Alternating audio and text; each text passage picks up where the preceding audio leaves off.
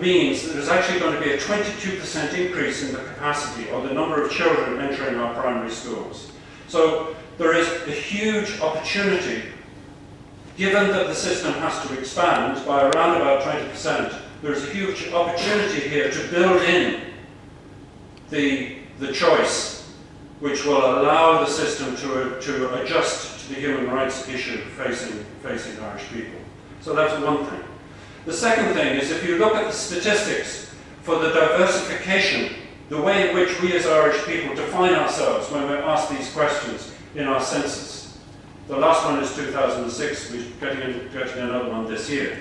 But if you look at the statistics, there is a staggering increase in the diversification of how we as Irish people define ourselves. And the important thing about this is that it's not primarily being driven as a result of inward population flows. What the impact of immigration on the diversification of the Irish population is to spread the breadth, the number of different identities. But the sheer number comes from a generation-on-generation change within the indigenous Irish population itself. And that is driving a significant change in, or a significant refusal of young Irish parents and young Irish people to allow themselves to be bracketed into these boxes, Protestant, Catholic, and whatever. What's really significant is that if you look at the graph, there is now in the 2006 census the largest religious minority in Ireland was those who declared themselves as either having no faith at all, or take the position that they consider that it is not a germane matter for the state to ask the question. In other words, they don't state what their religion is. Now, if you map that trend in a straight line fashion, you get in 2050. I'm going to be a little bit cheeky and say by 2050 most of the people in this room might have had children. But anyway, it may happen a lot earlier. But 2050, right, you will see something in the region of 75% of the population will no longer define their identity in traditional religious terms. But that is if that is a straight line. And the fact is that there is every likelihood that that is a curve. And if that is a curve, then it is simply imprudent for us as a society to plan, or to fail to plan, for the fact that probably around 60%, or only 60% of our population will be prepared to define themselves in traditional religious terms. And that brings us back again to the urgent necessity to plan for this, to campaign for this, and to make sure that there is available in every significant area that parents actually have a choice, that if they wish for a religious school, that is their human right, but they must have the right to access an alternative. Now, I'm going to finish, because it's another issue I want to talk to you about our second level program. And our second level program, and there are two booklets I brought. I'm sure there's enough for everybody. I'm not going to use the awful thing about everybody in the audience, but there's enough for everybody here. Okay. There's two booklets, one which is a straightforward explanation of how our primary schools work, and the other is our blueprint for our second level college. There's another urgent necessity. We have to change the paradigm of education in Ireland, or else we're going to be left behind. The paradigm of education, dare I say, the way in which, most of you got into college, was that you went through the points race. By rote learning, regurgitating a whole series of facts on 1 or 2 days in the year, irrespective of how your health was, or your state of mind was, irrespective of whether you could critically evaluate what you had learned, or whether you had the courage to be wrong, the courage to challenge, the courage to innovate, or whether you had any range of social skills which we now realize are absolutely vital for the conduct of many of our high-level and high worth occupations. We have to change that paradigm of our second level schools. And we put forward a blueprint. I'm not going to go into it in great detail here, but I would ask you to support in any way you can our battle with the government on this issue. And that is, there is no valid reason why we have a child-centred and learner-centred approach in our primary schools, and then we step back 30 years the moment somebody goes into a second level college.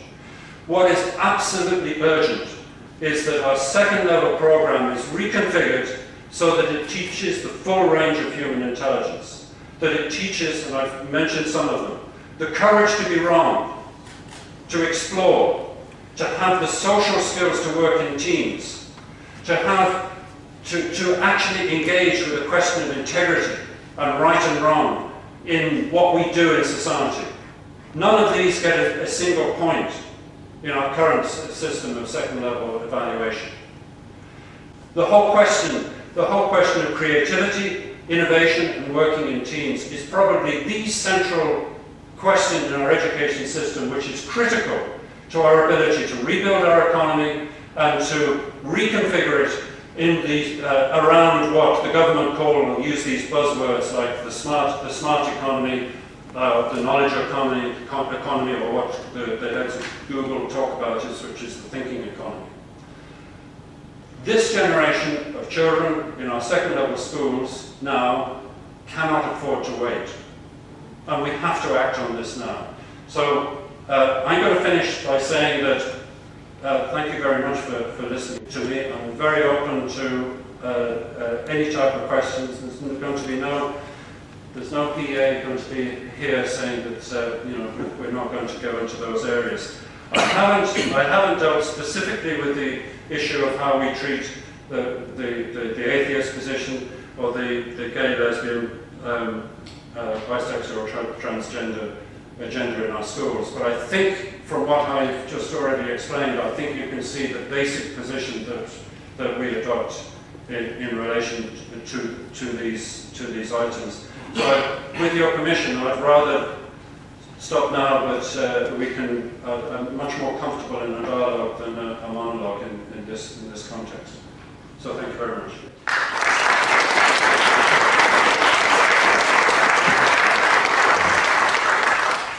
Okay, well, maybe if we just take questions for Paul now specifically, and then we can hear PC's thrust on the American system. So, Dylan, if you would go first. So you mentioned very briefly sort of political interface. So I just wonder if you could just say a few more words about, just your gut feelings about,